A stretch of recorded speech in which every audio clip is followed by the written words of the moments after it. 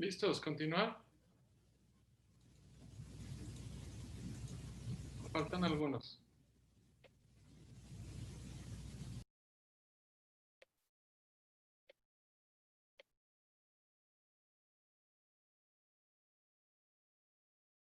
Usted me indica cuando continúe, doctor. Ya, si ya están listos, adelante. Ok.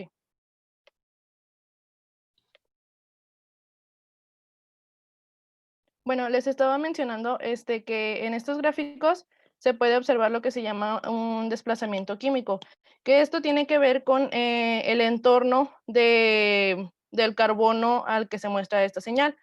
Por ejemplo, si este carbono está cerca de un elemento que le cause desapantallamiento, se llama, va a estar un poco más alejado de lo que es esta, este desplazamiento, pues se va a encontrar más alejado. Esto también es muy importante ya que nos va indicando, nos puede ir ayudando a saber lo de la estructura. Y les mencionaba que era importante aquí, ya que, bueno, en los videos que estuve viendo, mencionaban que, por ejemplo, en esta parte, sí, en esta parte, no era posible que estuvieran estos dos juntos, o sea, bueno, que tuvieran estos valores. Entonces, que lo más probable era que hubiera un compuesto, bueno, más bien un elemento aquí en medio, que sería en este caso el oxígeno. Y por acá también se agregó y pues esto ya se va haciendo en base a los diagramas, o sea, no es nada más de que un diagrama te arroje toda la información, sino que de todos se va desglosando cierta información que nos ayudan para al final lograr tener esta molécula. Y bueno, este fue solo un ejemplo, pero pues las aplicaciones de esta resonancia magnética nuclear de espectroscopía tiene pues más campos de aplicaciones. Por ejemplo, en la aplicación de la espectroscopía de resonancia magnética nuclear al análisis de embutidos. Esto nos puede, bueno, en el artículo mencionaba que era para conocer las grasas que componían a este embutido.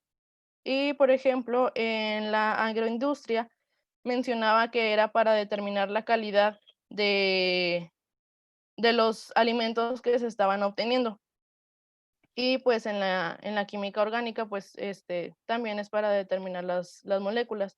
Entonces, pues podemos ver que tiene un gran campo de aplicación, que lo que mencionaba el doctor la vez pasada era que pues no era enfocado a la espectroscopía de imagen, que es que pues lo que nosotros al principio pensamos, pero pues no, ya vimos que tiene más campo de aplicación y que pues va mucho más enfocado a nuestra carrera. Como les mencionaba, ya tal vez más adelante en los otros semestres vamos a entender un poco más ya relacionándolo con el hecho de la farmacología, para ya poder obtener, pero pues tiene muchos campos de aplicaciones. Entonces, por nuestra parte sería todo. Yo quiero agregarles sí. en la cuestión de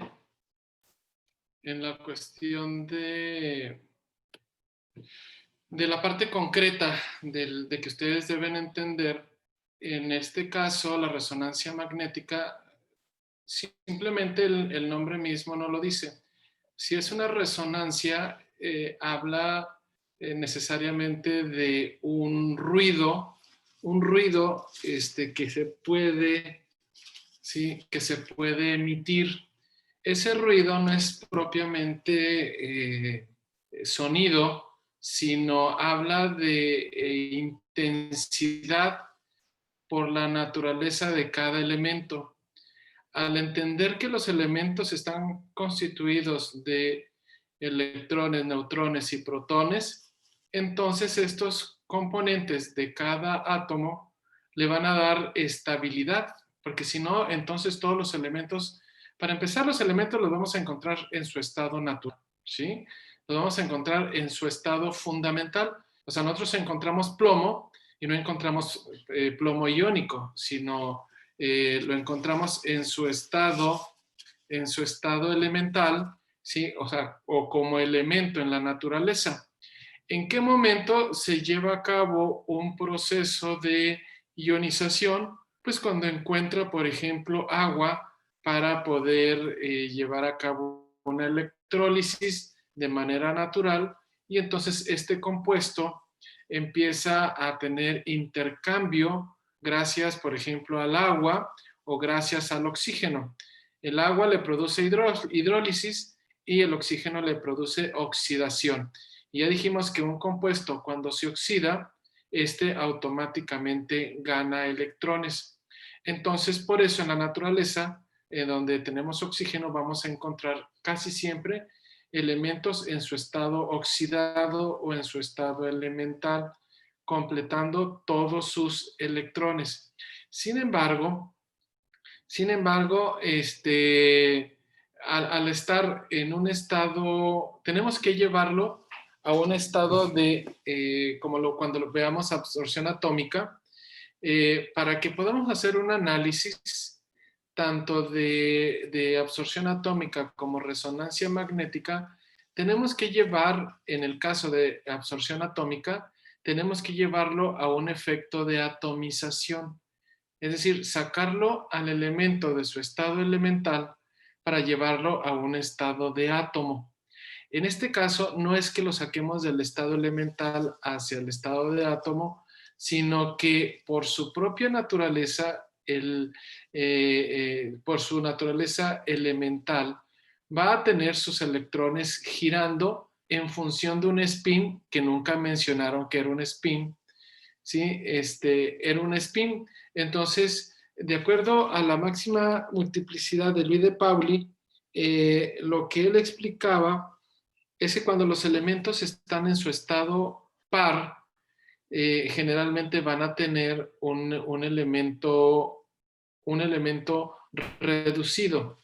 Pero cuando tenemos un elemento oxidado, perdón, un elemento oxidado, y en este caso, los que diríamos que tienen un número impar, significa que no están apareados, mientras que los que están en estado de par tendrían su último orbital completo.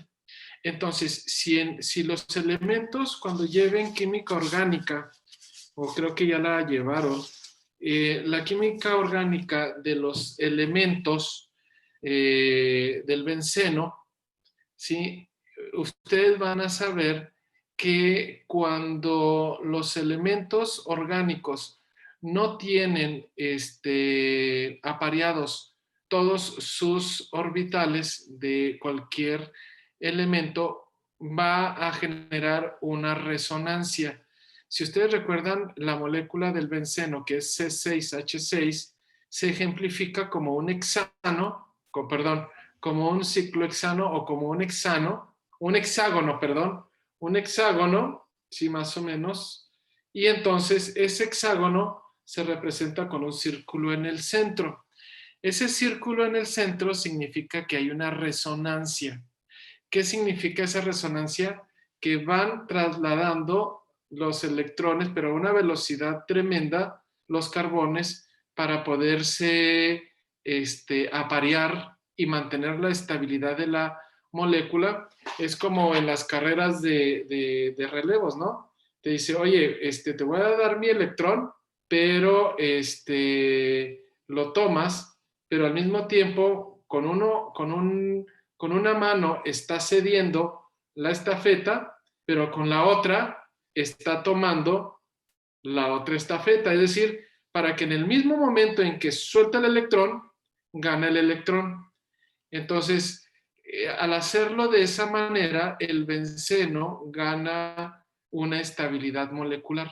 Pero finalmente es esa rotación temporal, por llamarlo así, de dos pares de electrones que están compartiendo para poder estar en un estado reducido, entonces le da alta reactividad, ¿sí? Alta reactividad, ¿por qué?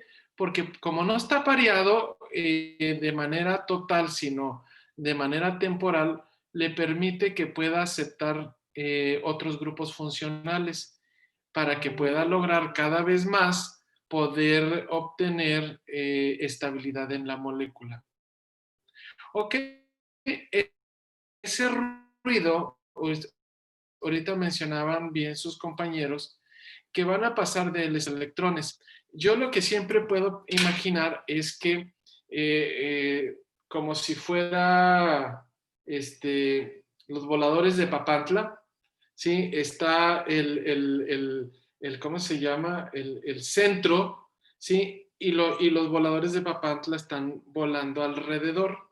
O sea, jamás se despegan porque a su vez los mantiene la inercia de su misma naturaleza atómica. Pero sí es ese movimiento que les permite girar alrededor de su propio eje es lo que va a denominarse el spin.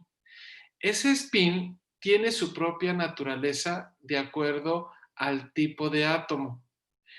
¿Cómo quiero identificar? Obviamente cada molécula tiene su propio número de átomos que la conforman.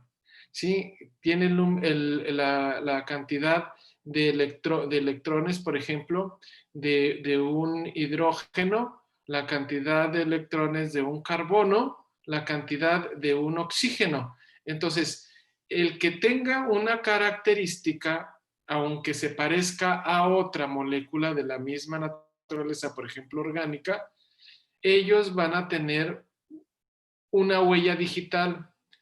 ¿Cómo es esto? Pues que dependiendo del número de carbonos y el número de hidrógenos, si es que llegara a tener oxígenos, que es generalmente nunca le da tanta estabilidad el oxígeno, pero carbono-oxígeno en los compuestos orgánicos sí le permite alcanzar esa estabilidad. Entonces ellos empiezan a girar de cómo va a ser el giro, la frecuencia en megahertz que va ¿cómo se llama? A producir, pues va a depender de su propia naturaleza. Es decir, ¿cuántos hidrógenos tiene? Pues va a depender de la frecuencia en megahertz que va a producir. Como va a generar, porque dijimos que se va a poner la muestra, se va a poner en un campo. ¿Qué dijimos que era el campo? ¿En qué campo vamos a poner la muestra en el aparato? Si vieron el diagrama. Los que presentaron, a ver, ¿quién presentó el modelo del aparato? Yo, profesor. Ándele. ¿Dónde va a poner la muestra? ¿En qué parte? No sé si tengan la imagen. Ajá. Es donde el imán, donde está el campo magnético. Donde está el campo magnético, exactamente. Al ponerlo en el campo magnético, lo que está generando, ¿sí? Es que hagan de cuenta como, yo quiero pensar, ¿no? O sea, yo la manera de poder entender, la manera de entender es que esto que está aquí, ¿sí ven mi puntero? No, mi puntero no lo pueden ver, ¿verdad? Es ese que está su compañera. Usted dígame dónde. Ese, ahí. Eso que está señalando es la muestra, el tubo donde vamos a poner la muestra. Hagan de cuenta que esa muestra va a tener, yo así lo podría representar, como si fueran granitos de maíz palomero. Pues se lo vamos a poner ahí. Y el campo magnético sería el calor junto con el aceite para que esas palomitas de maíz lleguen a su estado elemental o un estado excitado. En el momento en que se encuentran en el estado excitado, empiezan por su propia naturaleza a brincar, como si fuera una sartén con palomitas brincando, ¿no? Ok, ¿cómo van a brincar? Pues van a brincar de acuerdo a su naturaleza, de acuerdo a su fuerza, de acuerdo a los átomos que contenga. ¿De qué le va a servir el imán? Para que, como van girando hacia un lado, ¿sí? Y tienen una fuerza X, entonces lo que yo voy a aplicar es una fuerza contraria para que gire al otro lado. Entonces, no es necesariamente que gire al otro lado, sino cuánta energía voy a poder invertir para detener esos spin que, por ejemplo, del estado alfa, tengo que hacer lo que pase al estado beta. ¿Sí? Si ustedes se fijan, pónganle en los estados, creo que estaban un poquito más atrás, aquí. ¿Sí? Entonces, para pasar del estado alfa, por ejemplo, al estado beta, ¿sí? En el estado alfa van hacia un lado, pero yo necesito estabilizarlo, necesito medir esta fuerza que ellos tienen. ¿Cómo voy a medir esa fuerza del estado alfa? Pues metiendo una fuerza magnética que me permita que se alineen en sentido contrario. ¿Para qué? Es como cuando, como la centrífuga, ¿no? En una centrífuga empieza a girar por efecto de corriente eléctrica. Ok, pues yo ya sé que está dando vuelta. En el momento en que yo quiero que se detenga y quiero que se detenga rápido, meto un freno. ¿De qué fuerza va a ser el freno?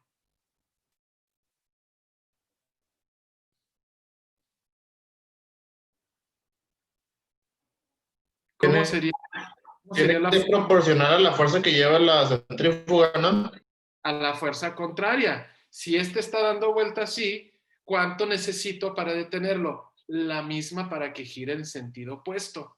En ese sentido es cuando vamos a determinar la frecuencia magnética para poder alinear los electrones, ¿sí? Los electrones, y entonces llevar al estado 1, ¿sí? O al estado fundamental. En el momento en que yo los detengo, convierto los electrones del estado alfa al estado beta, en ese momento yo ya sé cuánta energía gasté. ¿Se acuerdan cuando hablábamos acerca de la electroquímica? En la electroquímica no era, no era ni resonancia, no era frecuencia, ¿sí? No era frecuencia de spin, no era frecuencia en megahertz, era voltaje en voltios, por ejemplo. Pues ¿cuántos voltios necesitaba para poder ionizar esos compuestos que tenían la capacidad de convertirse en iones, ya sean aniones o cationes? Pues tanto voltaje. Pues ese voltaje iba a ser proporcional a la cantidad del ion que tuviera. ¿Cómo va a ser aquí la magnitud de la resonancia? ¿Cómo va a ser la magnitud de la imantación que voy a generar? Pues proporcional a la frecuencia de los elementos, sí, de los spin de cada elemento, que en suma me van a permitir determinar una frecuencia contraria para que los átomos se puedan alinear.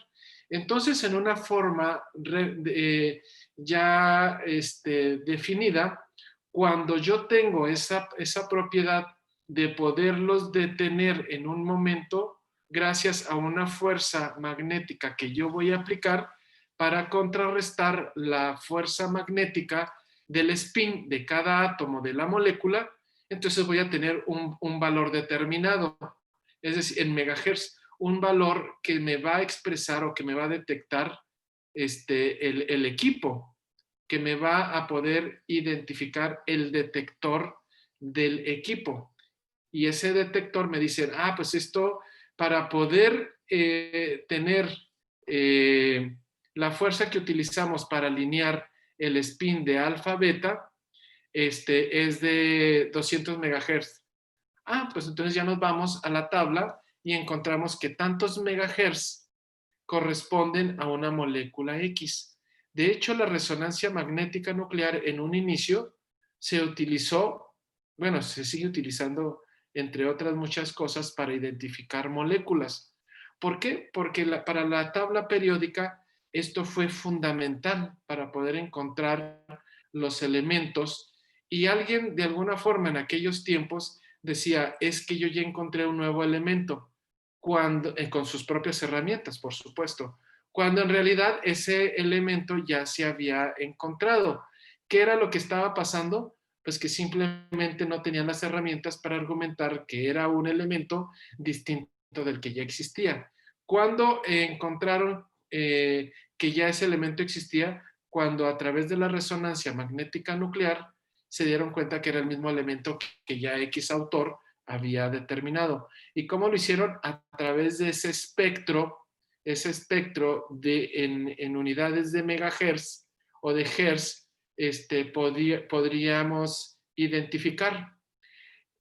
Para mí, la resonancia magnética nuclear fue lo que me ayudó a entender la química, porque les comentaba mi anécdota, ¿no? Pues luego uno como que está medio tocadiscos y yo decía, bueno, sí, pero si yo tengo tres fluidos, tres líquidos transparentes e incoloros, ¿cómo es que yo puedo identificar así, darle la fe, darle el voto de fe de que esa molécula de C6H3, CH3COOH es un ácido acético? Porque está incoloro y está transparente y está líquido. Ah, pero tengo en otro frasco otro que dice que es RC, doble ligadura con un oxígeno y otro R, entonces es una acetona. Ah, bueno, pero aparentemente están igual, o es un R-OH, ah, este es un alcohol. Ah, pues los tres son iguales.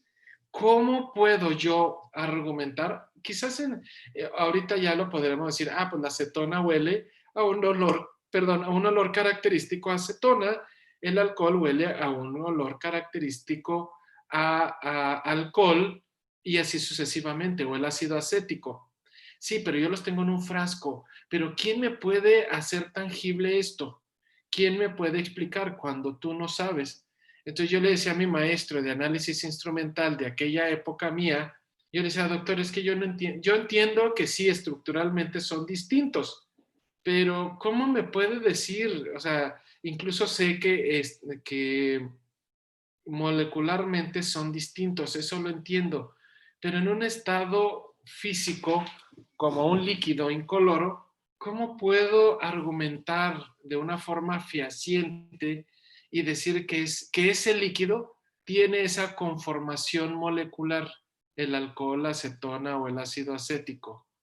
Y entonces él me dijo, dijo que esa es una pregunta muy buena, porque cuando usted llegue al tema de resonancia magnética, usted lo va a entender.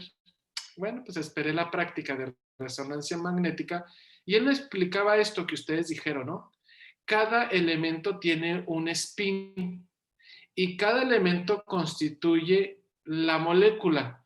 Por lo tanto, la suma de todas las frecuencias, ¿sí? de toda la resonancia expresada en frecuencia, van a generar una huella digital, van a generar un spin propio de esa molécula.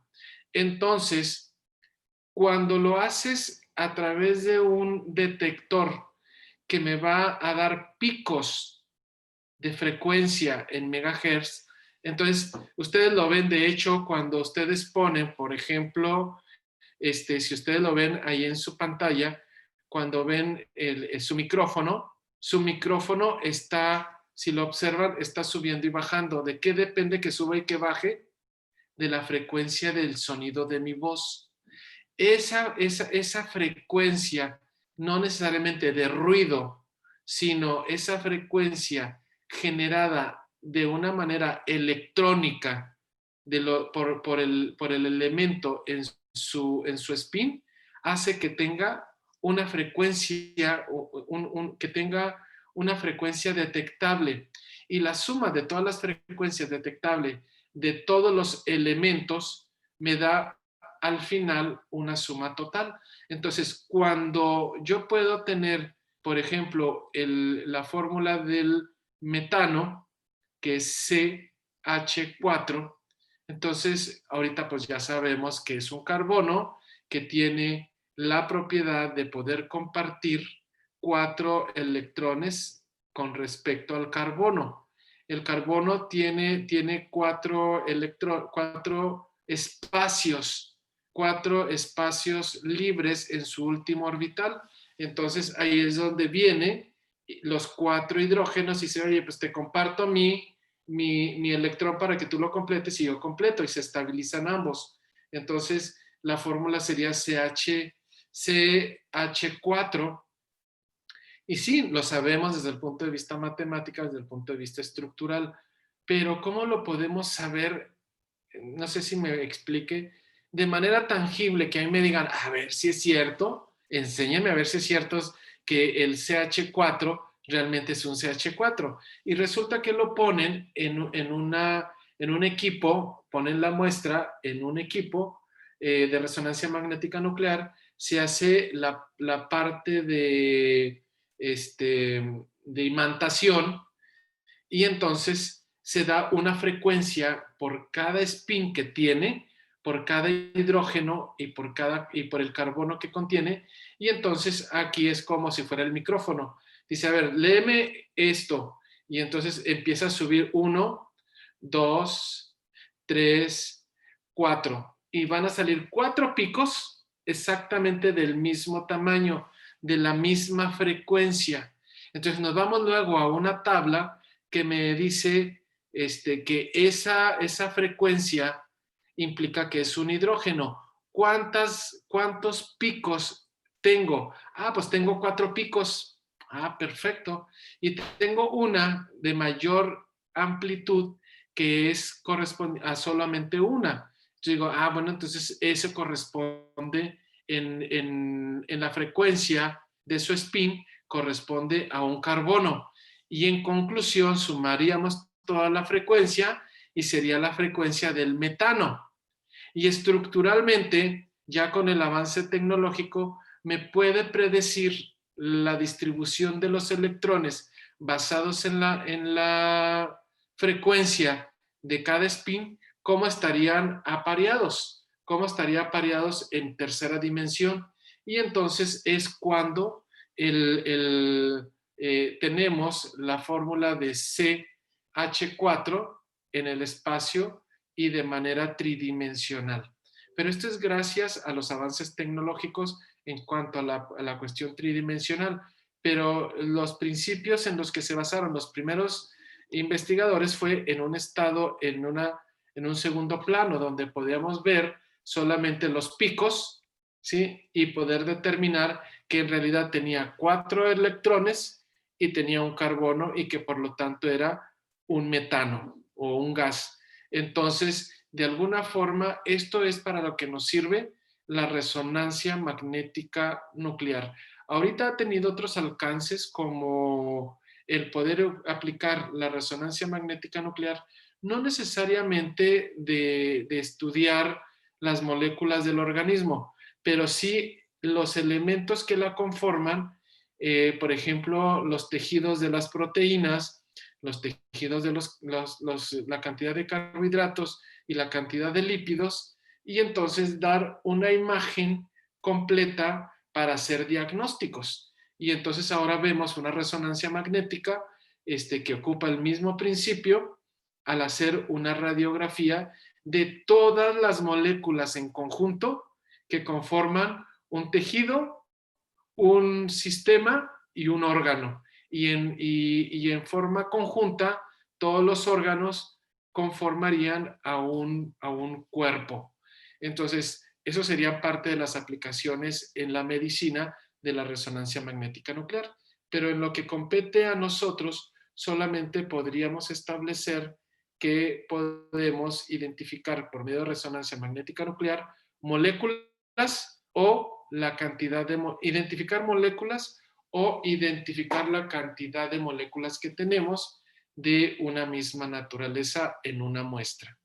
Ya lo mencionaron bien sus compañeros, en un embutido. ¿Por qué? Pues porque necesitamos determinar los nitratos que producen cáncer. Entonces, para hacer un análisis de nitratos, podemos hacer una resonancia magnética nuclear y entonces poder determinar la frecuencia del nitrógeno, la frecuencia magnética del oxígeno y de cuántos oxígenos tiene, y de cuántas de estas moléculas en general va a tener para determinar que tiene más o tiene menos compuestos nitrogenados que pueden provocarle cáncer a las personas en una carne fría, ¿sí? Y así como eso, pues una infinidad de compuestos. Yo recuerdo que hace muchos años, cuando yo estaba de estudiante de la materia de química orgánica, mi maestra, que yo les decía que le decíamos Juanita Morrison, porque la señora se sabía todo el libro de Morrison de química orgánica, y entonces, pero ella era fiel seguidora de maestra de cátedra de química orgánica. Y eso, ella decía que en sus investigaciones lo que ellas encontraron eran unos compuestos distintos que no habían sido descritos en estos árboles. ¿Han visto cuando hace tierra, cuando hace mucho aire, allá en el rancho o en el monte, cómo van girando unas, no sé cómo le llaman, unos árboles que van en forma de rueda, que van girando? ¿Cómo les llaman? No se acuerda nadie, ahora resulta que todos viven en la ciudad. Rodadoras, ¿no? Algo así dicen. ¿Cómo? Rodadoras o algo así. Bueno, sí, yo las conocía. Como plantas rodadoras. Ah, ok. Bueno, estos cuando están verdes son unas plantas, obviamente, y ya cuando se secan,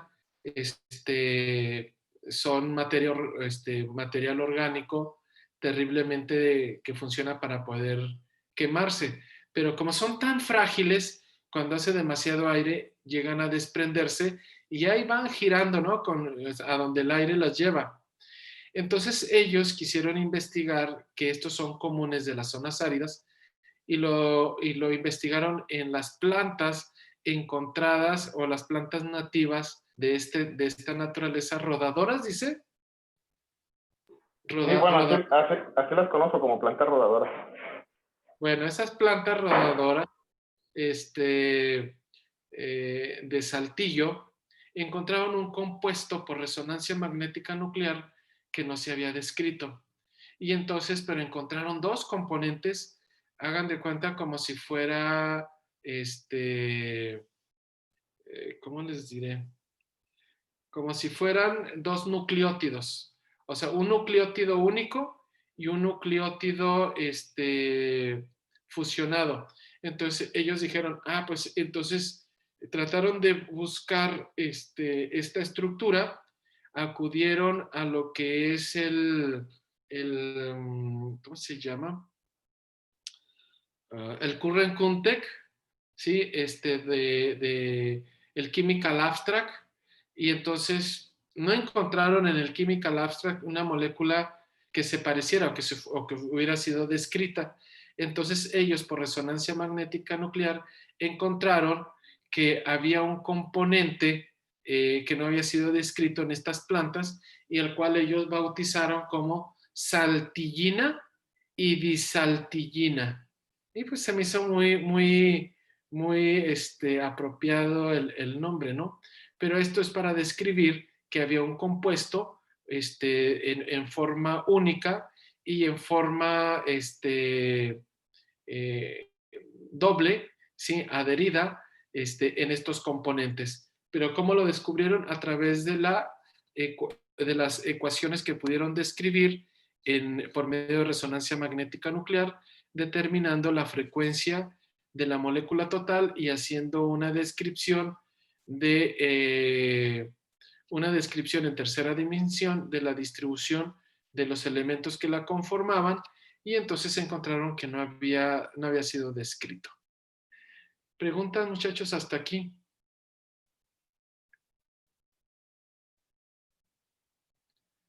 ¿Alguien? ¿Alguien tiene tema para hoy más?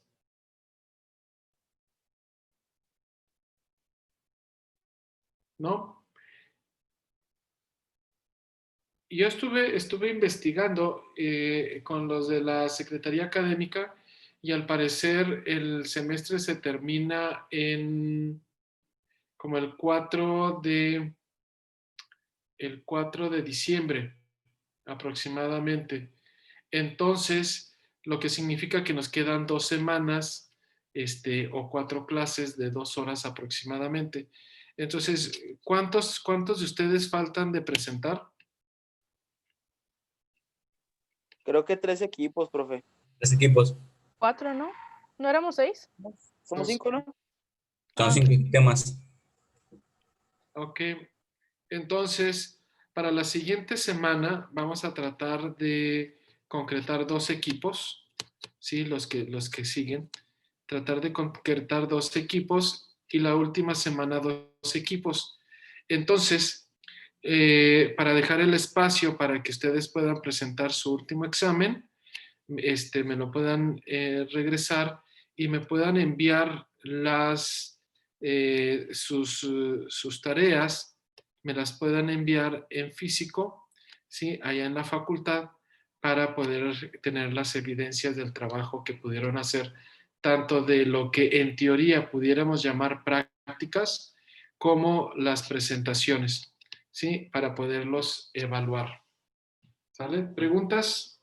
Entonces, las prácticas y las tareas, 2, 3 tareas que le mandamos, las imprimimos y se las llevamos a la facultad. Sí, yo las tengo en un disco. Entonces ustedes nada más las presentan en todas de manera individual en una carpetita, pero hasta ese día, ¿sí? Hasta ese día y nada más van, entregan su carpeta y se van. No se pueden quedar a nada, ¿sí? Hay algunos de ustedes que están por ahí con varias inasistencias y también algo que por ahí está es que, por ejemplo, la clase empezó con 35 alumnos y ahorita solamente son 34.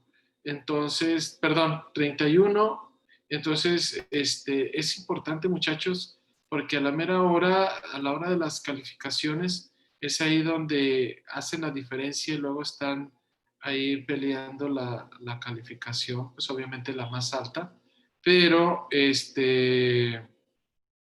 pues ahora sí que el que está, ¿no?